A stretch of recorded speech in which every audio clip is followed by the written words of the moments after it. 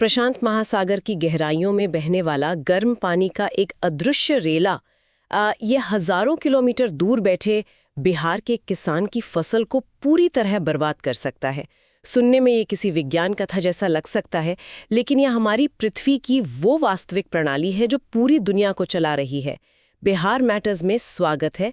मैं आज के इस सत्र की शुरुआत कर रही हूँ जो हमारी ज्योग्राफी मास्टर सीरीज का 7वां लेक्चर है जी। और आज का ये विषय पूरी तरह से महासागर विज्ञान यानी ओशियानोग्राफी के उन्नत स्तर पर आधारित है।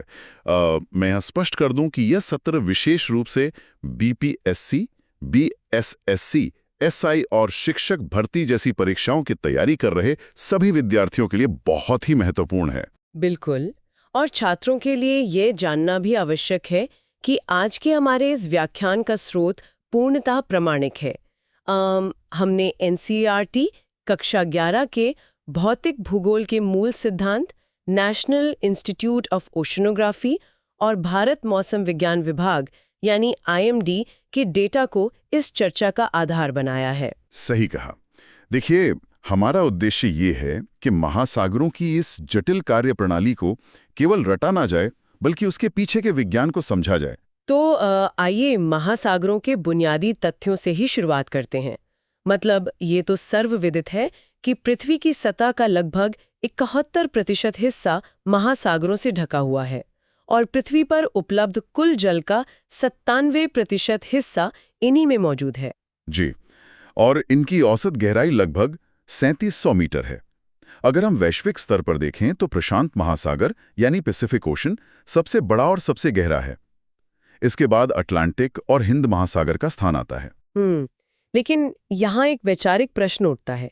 जब हम महासागर की गहराई की बात करते हैं तो क्या समुद्रों के अंदर की सतह यानी क्या वो किसी विशाल बाथटब की तरह बिल्कुल समतल होती है? बिल्कुल नहीं। और यहीं से परीक्षा के लिए सबसे महत्वपूर्ण विषय उभरता है समुद्री तल की आकृतियां, जिन्हें हम ओशन फ्लोर रिलीफ कहते हैं। देखिए, समुद्र के भीतर की दुनिया पृथ्वी की ऊपरी सतह से भी अधिक ऊबड़ खाबड़ और जटिल है। यानी वहां भी पहाड़ और खाइयां हैं? जी बिल्कुल। इसे वैज्ञानिक दृष्टिकोण से 7 प्रमुख भागों में विभाजित किया गया है। शुरुआत तट से होती है, जिसे महाद्वीपीय मग्न तट यानी कॉन्टिनेंटल शेल्फ कहते हैं। ये तट के पास का वोथला हिस्सा है जिसकी गहराई लगभग 200 मीटर तक होती है, और आर्कटिक महासागर के पास ये मग्न तट सबसे अधिक चौड़ा है। संसाधनों के दृष्टिकोण से ये मग्न तट इतना महत्वपूर्ण क्यों माना जाता है? मेरा मतलब है परीक्षाओं में इस पर काफी सवाल आते हैं। वो इसलिए क्योंकि ये क्षेत्र उथला होता है, तो सूर्य का प्रकाश यहाँ आसानी से समुद्र तल तक पहुंच जाता है। प्रकाश के कारण यहाँ फाइटोप्लैंक्टन पनपते हैं, जो कि मछलियों का मुख्य भोजन है। सही? बिल्कुल सही। यही कारण है कि दुनिया के सबसे बड़े मछली पकड़ने वाले क्षेत्र इन्हीं मग्न तटों पर स्थित हैं। इसके अलावा दुनिया भर में जो अपतटीय या ऑफशोर तेल और गैस के भंडार निकाले जाते हैं, वे भी इसी महाद्वीपीय मग्न तट से प्राप्त होते हैं। अच्छा, इसके बाद महाद्वीपीय ढाल यानी कॉन्टिनेंटल स्लोप आता है। अगर इसे समझना हो तो ये उथले मग्न तट के खत्म होने के बाद अचानक आने वाली एक तीखी खाई की तरह है, जो एक संक्रमण क्षेत्र का कार्य करता है। जी, और ढाल के समाप्त होने पर महाद्वीपीय उभार यानी कॉन्टिनेंटल राइज शुरू होता है। ये वो जगह है जहां ढाल से खिसक कर आने वाले अवसादों का भारी मात्रा में जमाव होता है। तो इसे इस तरह समझा जा सकता है जैसे किसी ऊंचे पहाड़ से टूटकर गिरने वाले पत्थर और मिट्टी पहाड़ की तलहटी में जमा हो जाते हैं। एकदम सटीक उदाहरण है। इस उभार के बाद शुरू होता है वित्तीय मैदान, जिसे एबिसल प्लेन्स कहते हैं। 3000 से 6000 मीटर की गहराई वाले ये मैदान पृथ्वी के सबसे समतल क्षेत्र माने जाते हैं। लेकिन इन मैदानों के बीच में पृथ्वी की सबसे आकर्षक संरचनाएं भी पाई जाती हैं, जिन्हें मध्य महासागरीय कटक या मिड ओशन रिज कहा जाता है। ये पानी के भीतर ज्वालामुखियों की एक निरंतर चलने वाली विशाल पर्वत श्रृंखला है। मतलब सी फ्लोर स्प्रेडिंग यानी समुद्र तल के फैलाव की प्रक्रिया यहीं होती है। पृथ्वी के अंदर से नया मैग्मा यहीं से बाहर आता है और ठंडी होकर नई समुद्री सतह का निर्माण करता है। बिल्कुल, यानी समुद्र के भीतर लगातार नई जमीन बन रही है। इसके अलावा महासागरीय गर्त या ओशन ट्रेंचेस भी होते हैं, जो समुद्र के सबसे गहरे और अंधेरे हिस्से हैं। प्रशांत महासागर में स्थित मारियाना ट्रेंच इसका सबसे प्रमुख उदाहरण है, जिसकी गहराई लगभग 11,000 मीटर है। ये इतना गहरा है कि अगर माउंट एवरेस्ट को इसमें डाल दिया जाए तो वो भी पूरी तरह डूब जाएगा और उसके ऊपर भी 2 किलोमीटर से ज्यादा पानी बचेगा। बिल्कुल। और अंत में आते हैं समुद्री टीले, जिन्हें सी माउंट्स और गुयोट्स कहते हैं, जो पानी के भीतर के जलमग्न ज्वालामुखी होते हैं। देखिए, इन 7 आकृतियों को याद रखने का सबसे बेहतर तरीका यही है कि छात्रों को पृथ्वी के धरातल पर मौजूद पहाड़, मैदान और खाइयों की कल्पना समुद्र के भीतर करनी चाहिए। बहुत ही स्पष्ट तरीका है ये। तो इस भौतिक संरचना को समझने के बाद अब ये समझना आवश्यक है कि उस संरचना में मौजूद जल के भौतिक गुण कैसे काम करते हैं। इनमें सबसे प्रमुख है जल का तापमान, लवणता और घनत्व। जी, तापमान की बात करें तो इसका क्षैतिज वितरण बहुत सीधा है। भूमध्य रेखा से ध्रुवों की ओर जाने पर तापमान घटता है क्योंकि सूर्य की किरणें तिरछी होती जाती हैं। लेकिन इसका लंबवत वितरण यानी गहराई के साथ तापमान का बदलना ज्यादा जटिल है। इसे 3 परतों में बांटा गया है। सबसे ऊपरी सतह की परत गर्म होती है, जहां हवा और सूर्य का प्रभाव रहता है। और इसके ठीक नीचे एक परत आती है जिसे थर्मोक्लाइन कहा जाता है। ये परीक्षा के दृष्टिकोण से एक अत्यंत महत्वपूर्ण शब्द है। यानी वह परत जहां गहराई बढ़ने के साथ तापमान में बहुत तेजी से, लगभग अचानक गिरावट आती है। जी, इसे इस तरह समझा जा सकता है कि यदि कोई गहरे तालाब में छलांग लगाए तो सतह का पानी गर्म लगता है, लेकिन पैर अचानक एक ऐसे ठंडे पानी की परत से टकराते हैं जो एकदम जमा देने वाली होती है। वो अचानक बदलाव वाला क्षेत्र ही थर्मोक्लाइन है। और इसके नीचे तीसरी परत यानी गहरा क्षेत्र होता है, जहां पानी अत्यधिक ठंडा और तापमान लगभग स्थिर रहता है। मैं छात्रों को बताना चाहूंगी कि इन सभी परतों के तापमान को अक्षांश, महासागरीय धाराएं और अपवेलिंग जैसी प्रक्रियाएं नियंत्रित करती हैं। बिल्कुल। अब महासागरीय जल के दूसरे महत्वपूर्ण गुण पर आते हैं, लवणता या सैलिनिटी। महासागरों की औसत लवणता 35 PSU यानी पार्ट्स पर 1000 है, जिसका अर्थ है कि हर 1000 ग्राम समुद्री जल में औसतन 35 ग्राम घुले हुए लवण होते हैं। सामान्य नियम यह है कि वाष्पीकरण बढ़ने से लवणता बढ़ती है, जबकि वर्षा या नदियों के ताजे पानी के मिलने से लवणता घटती है। जी, यही सामान्य नियम है। लेकिन यहाँ एक बहुत बड़ा विरोधाभास सामने आता है, जिस पर अक्सर मुख्य परीक्षाओं में विश्लेषणात्मक प्रश्न बनते हैं। भूमध्य रेखा पर सूर्य की किरणें सबसे सीधी पड़ती हैं। वहाँ दुनिया में सबसे अधिक गर्मी होती है और वाष्पीकरण भी सबसे तीव्र होता है। तो फिर भूमध्य रेखा पर लवणता उपोष्णकटिबंधीय क्षेत्रों से कम क्यों होती है? यह एक बहुत ही महत्वपूर्ण विश्लेषणात्मक बिंदु है जो अक्सर अभ्यर्थियों को उलझा देता है। देखिए, इसका सीधा उत्तर है भारी वर्षा। भूमध्य रेखा पर वाष्पीकरण अवश्य तीव्र होता है, लेकिन बारिश समुद्र में भारी मात्रा में ताज़ा पानी मिला देती है। ये ताज़ा पानी बढ़े हुए वाष्पीकरण के प्रभाव को पूरी तरह से बेअसर कर देता है और लवणता को कम कर देता है। और इसके विपरीत उपोष्णकटिबंधीय क्षेत्रों यानी सब ट्रॉपिकल रीजन में वाष्पीकरण तो अधिक होता है, लेकिन वहाँ हवाएं शुष्क होती हैं और वर्षा बहुत कम होती है। इसलिए वहाँ पानी भाप बनकर उड़ जाता है और पीछे नमक छोड़ जाता है। जी, जिससे वहाँ लवणता सर्वाधिक पाई जाती है। तो ये बात स्पष्ट हो गई कि वाष्पीकरण और वर्षा के बीच का संतुलन ही लवणता तय करता है। अब जब हम तापमान और लवणता दोनों को समझ लेते हैं तो उन्नत स्तर की अवधारणा घनत्व या डेंसिटी को समझना बहुत आसान हो जाता है। क्योंकि जल का घनत्व इन्हीं दोनों कारकों पर निर्भर करता है। जो पानी जितना ठंडा और जितना अधिक खारा होगा, वो उतना ही अधिक सघन और भारी होगा। एकदम सही। और यही भारीपन महासागरों में गतियों या ओशन मूवमेंट्स उत्पन्न करने का एक बहुत बड़ा कारण बनता है। ठंडा और भारी पानी गुरुत्वाकर्षण के कारण समुद्र की गहराई में डूबता है। तो इसी आधार पर महासागरीय गतियों को 3 मुख्य श्रेणियों में बांटा गया है: लहरें, ज्वार भाटा और महासागरीय धाराएं। शुरुआत लहरों से करते हैं। लहरें हवा के घर्षण द्वारा उत्पन्न होती हैं, लेकिन यहाँ एक भ्रांति है जिसे दूर करना आवश्यक है। जी बिल्कुल। जब हम समुद्र तट पर खड़े होकर लहरों को अपनी ओर आते देखते हैं तो ऐसा लगता है कि पानी चलकर हमारी तरफ आ रहा है। ये परीक्षा के लिए एक बहुत बड़ा ट्रैप है। छात्रों को ध्यान देना चाहिए कि लहरें पानी का स्थानांतरण नहीं करती, वे केवल ऊर्जा का स्थानांतरण करती हैं। इसे समझने के लिए एक लंबी रस्सी की कल्पना करनी चाहिए जिसका एक सिरा दीवार से बंधा हो। अगर कोई दूसरे सिरे को पकड़कर झटके से ऊपर नीचे करे तो रस्सी में एक लहर दौड़ती हुई दीवार तक जाती है। लेकिन रस्सी का कपड़ा अपनी जगह से आगे नहीं बढ़ता। लहरें बिल्कुल ऐसे ही काम करती हैं। इनके प्रकारों में रचनात्मक और विनाशकारी लहरें शामिल हैं। लेकिन यहाँ एक अपवाद है। सुनामी लहरें हवा से नहीं बनती। हाँ, उनकी उत्पत्ति टेक्टोनिक गतिविधियों जैसे समुद्र के भीतर आने वाले भूकंप या भूस्खलन से होती है। लहरों के बाद बात करते हैं ज्वार भाटा यानी टाइड्स की। ज्वार भाटा समुद्र के जल स्तर का दिन में आवधिक रूप से ऊपर उठना और नीचे गिरना है, जिसका मुख्य कारण ब्रह्मांडीय गुरुत्वाकर्षण है। चंद्रमा पृथ्वी के करीब होने के कारण पानी को अपनी ओर खींचता है, जिससे पानी का स्तर उठ जाता है। सूर्य का गुरुत्वाकर्षण भी इसमें द्वितीयक भूमिका निभाता है। इसमें दो स्थितियां बहुत महत्वपूर्ण हैं। पहली है स्प्रिंग टाइड्स, जिसे वृहद ज्वार भी कहते हैं। यह तब आता है जब सूर्य, चंद्रमा और पृथ्वी एक सीधी रेखा में आ जाते हैं। जी, दोनों के गुरुत्वाकर्षण का संयुक्त प्रभाव पानी को अधिकतम ऊंचाई तक खींचता है। इसके विपरीत है नीप टाइड यानी लघु ज्वार।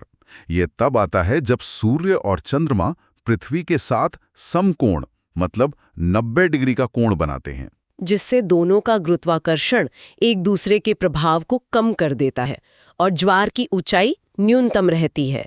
और आवृत्ति के आधार पर इन्हें दैनिक, अर्धदैनिक और मिश्रित में वर्गीकृत किया जाता है। बिल्कुल। अब महासागरीय धाराओं या ओशन करंट्स पर आते हैं, जो इस विषय का सबसे जटिल और महत्वपूर्ण हिस्सा है। धाराएं समुद्र के भीतर बहने वाली विशाल नदियों की तरह हैं। ये मुख्य रूप से दो प्रकार की होती हैं। पहली सतही धाराएं जो समुद्र के ऊपरी हिस्से में बहती हैं और मुख्य रूप से हवा द्वारा संचालित होती हैं। और दूसरी हैं गहरी धाराएं जो घनत्व और तापमान के अंतर द्वारा संचालित होती हैं। इस प्रक्रिया को थर्मो-हेलाइन सर्कुलेशन कहा जाता है। थर्मो का अर्थ है तापमान और हेलाइन का अर्थ है लवणता। इसे ग्लोबल कन्वेयर बेल्ट भी कहा जाता है। ये बेल्ट ध्रुवीय क्षेत्रों से शुरू होती है, जहां पानी अत्यधिक ठंडा होकर जमता है। जब बर्फ बनती है तो नमक पीछे पानी में छूट जाता है, जिससे वो पानी अत्यधिक खारा, ठंडा और भारी हो जाता है। जी, और फिर ये भारी पानी समुद्र की गहराइयों में डूबकर पूरी पृथ्वी के महासागरों की तलहटी में बहने लगता है। धाराओं को उनके तापमान के आधार पर भी गर्म और ठंडी धाराओं में बांटा जाता है। जैसे गर्म धाराएं, उदाहरण के लिए गल्फ स्ट्रीम और कुरोशियो, ये भूमध्य रेखा से ध्रुवों की ओर बहती हैं, अपने साथ गर्मी ले जाती हैं। और ठंडी धाराएं जैसे लैब्राडोर, कैनरी और बेंगुएला ध्रुवों से भूमध्य रेखा की ओर बहती हैं। इन धाराओं की दिशा और गति हवा, कोरियोलिस बल, तापमान के अंतर और महाद्वीपों की तट रेखा पर निर्भर करती है। बिल्कुल। और इन धाराओं की गतिशीलता के कारण ही कुछ विशेष परिघटनाएं जन्म लेती हैं। सबसे महत्वपूर्ण परिघटना अपवेलिंग है। जब तेज हवाएं सतह के गर्म पानी को तट से दूर धकेल देती हैं, तो उस खाली जगह को भरने के लिए समुद्र की गहराई से ठंडा पानी ऊपर आता है। और ये नीचे का पानी अपने साथ पोषक तत्वों का भारी भंडार लाता है। ये प्रक्रिया एक ओशन एस्केलेटर की तरह काम करती है, जो गहराई से भोजन लाकर सतही मछलियों को देती है। इसलिए अपवेलिंग वाले क्षेत्र मत्स्य पालन के लिए अत्यंत लाभदायक होते हैं।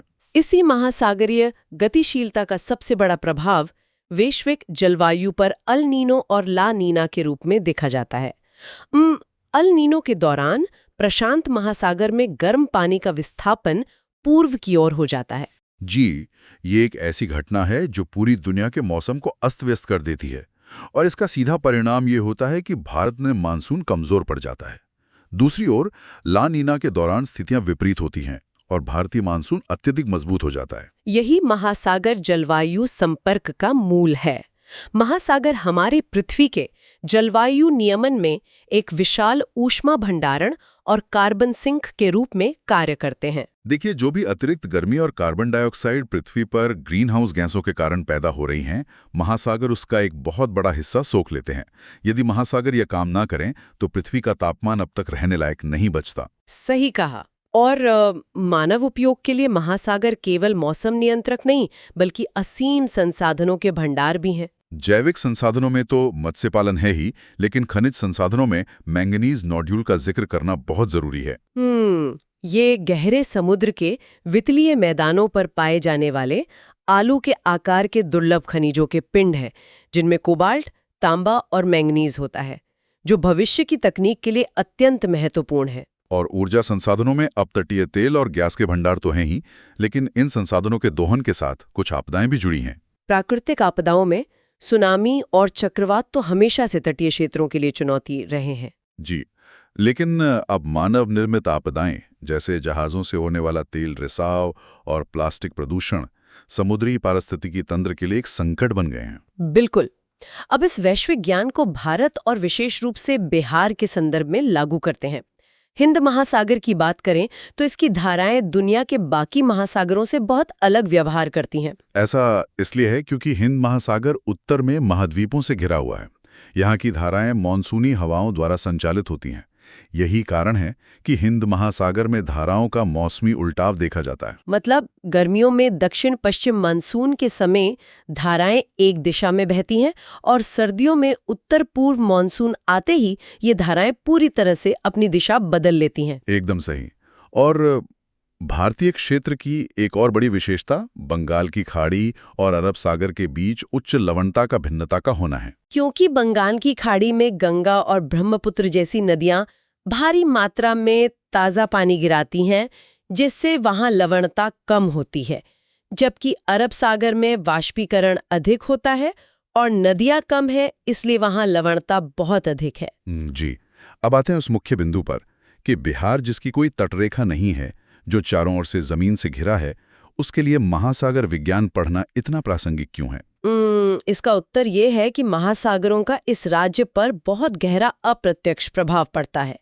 हमारी कृषि पूरी तरह से मानसून पर निर्भर है। बिल्कुल। प्रशांत महासागर में होने वाले जलवायु चक्र, जिसे एनसो या एल-निनो सदर्न ऑसिलेशन कहा जाता है, वे बिहार में वर्षा के पैटर्न को सीधे तौर पर निर्धारित करते हैं। ला नीना के वर्षों में भारी वर्षा के कारण उत्तर बिहार में भयानक बाढ़ की स्थिति बन जाती है, जबकि अल नीनो के वर्षों में मानसून के कमजोर होने से दक्षिण बिहार को गंभीर सूखे का सामना करना पड़ता है। इसलिए राज्य के नीति निर्माताओं और भावी प्रशासनिक अधिकारियों को महासागरीय चक्रों की गहरी समझ होनी चाहिए, ताकि वे कृषि और आपदा प्रबंधन की सही नीतियां बना सकें। अंत में हम कुछ उन्नत यूपीएससी और बीपीएससी सिद्धांतों और परीक्षा में आने वाले ट्रैप्स पर ध्यान केंद्रित करेंगे, जिनसे अक्सर गहरे प्रश्न बनते हैं। पहला सिद्धांत है थर्मोहेलाइन सर्कुलेशन, जिसकी चर्चा हम कर चुके हैं कि कैसे घनत्व और लवणता से गहरी धाराएं चलती हैं। दूसरा सिद्धांत है एकमैन ट्रांसपोर्ट। जी, एकमैन ट्रांसपोर्ट हवा द्वारा संचालित गति का सिद्धांत है। जब हवा समुद्र की सतह पर चलती है तो पानी सीधे हवा की दिशा में नहीं बहता। पृथ्वी के घूर्णन के कारण सतह का पानी थोड़ा मुड़ जाता है और उसके नीचे की परत और अधिक मुड़ जाती है। इस प्रकार घर्षण और कोरियोलिस बल के संयुक्त प्रभाव के कारण महासागर के पानी का कुल बहाव हवा की दिशा से 90 डिग्री के कोण पर होता है। इसे ही एकमैन ट्रांसपोर्ट कहते हैं। इसे इस तरह समझा जा सकता है कि अगर कोई घूमती हुई मेज पर एक किताब को सीधा ढकेलने की कोशिश करे तो वो किताब सीधी जाने के बजाय एक तरफ मुड़ जाएगी। यही कोरियोलिस इफेक्ट है जो पृथ्वी के घूर्णन के कारण समुद्री धाराओं को उत्तरी गोलार्ध में दाईं ओर और दक्षिणी गोलार्ध में बाईं ओर विक्षेपित कर देता है। जी, अब बात करते हैं यूपीएससी और बीपीएससी परीक्षाओं में पूछे जाने वाले ट्रैप्स, यानी उन फंदों की जहां अक्सर विद्यार्थी गलतियां करते हैं। इन पर विशेष ध्यान देना चाहिए। पहला ट्रैप, यदि परीक्षा में कथन आए कि लहरें पानी को एक जगह से दूसरी जगह ले जाती हैं, तो ये पूरी तरह गलत है। जैसा कि हमने समझा, लहरें केवल ऊर्जा का स्थानांतरण करती हैं। बिल्कुल। दूसरा ट्रैप, सभी महासागरीय धाराएं गर्म होती हैं। ये कथन भी गलत है। धाराएं गर्म और ठंडी दोनों प्रकार की होती हैं और ठंडी धाराएं अक्सर तटीय मरुस्थलों के निर्माण का कारण बनती हैं। और तीसरा ट्रैप, ज्वार भाटा केवल चंद्रमा के गुरुत्वाकर्षण के कारण आते हैं। ये कथन भ्रामक है क्योंकि इसमें सूर्य के गुरुत्वाकर्षण का भी महत्वपूर्ण प्रभाव होता है। सही कहा। इन सभी जटिल अवधारणाओं को समेटते हुए आइए एक अल्ट्रा रिवीजन करते हैं, जो अंतिम समय की तैयारी के लिए बेहद जरूरी है। जी बिल्कुल। महाद्वीपीय मग्न तट या शेल्फ उथला क्षेत्र है जो मछली पकड़ने और तेल संसाधनों से भरपूर है। थर्मोक्लाइन वह लंबवत परत है जहां तापमान में तेजी से गिरावट आती है। लवणता महासागरों की औसत 35 PSU होती है, जो वर्षा और वाष्पीकरण पर निर्भर करती है। महासागरीय धाराएं हवा और घनत्व द्वारा संचालित होती हैं और अंततः एनसो का वैश्विक जलवायु और विशेषकर भारतीय मॉनसून व बिहार की कृषि पर गहरा प्रभाव पड़ता है। ये त्वरित पुनरावृत्ति परीक्षा के अंतिम दिनों में अत्यधिक काम आती है। सभी छात्रों को सलाह दी जाती है कि वे इन प्रमुख बिंदुओं, महासागरीय गतियों के कारणों और ट्रैप्स का अच्छे से रिवीजन करें। मुख्य परीक्षा के लिए इन वैचारिक कड़ियों को आपस में जोड़ना अनिवार्य है, तभी उत्तरों में वो गहराई आ पाएगी जो एक अधिकारी के दृष्टिकोण को दर्शाती है। आज के महासागर विज्ञान के इस उन्नत सत्र में बस इतना ही। ज्योग्राफी मास्टर सीरीज का अगला भाग अगले सत्र में जारी रहेगा। जाने से पहले इस विचार पर चिंतन अवश्य करें कि भूगोल में कुछ भी अलग थलग नहीं है। प्रशांत महासागर की गहराई में होने वाला एक छोटा सा बदलाव हमारे खेतों की उपज तय करता है। प्रकृति के ये सभी तत्व एक दूसरे से एक अदृश्य धागे से बंधे हैं। बिहार मैटर्स के साथ जुड़ने के लिए धन्यवाद। सभी विद्यार्थियों की तैयारी मंगलमय हो।